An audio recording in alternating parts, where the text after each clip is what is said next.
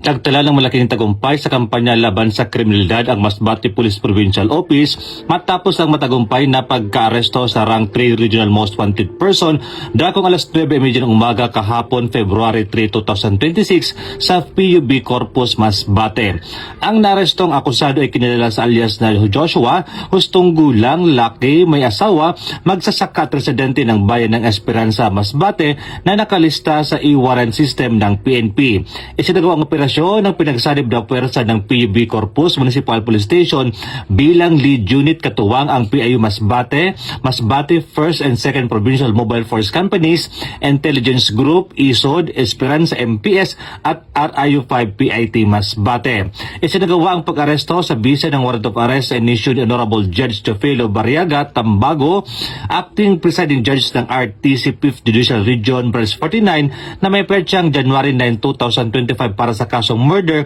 na walang inirekomendang piyansa. Matapos ang pag-aresto, agad na dinala ang akusado sa PUV Corpus MPS para sa kulang disposisyon, dokumentasyon, patunay ng patuloy na determinasyon ng Masbate PPO sa pagtugis ng mga wanted persons at paghatid ng hustisya.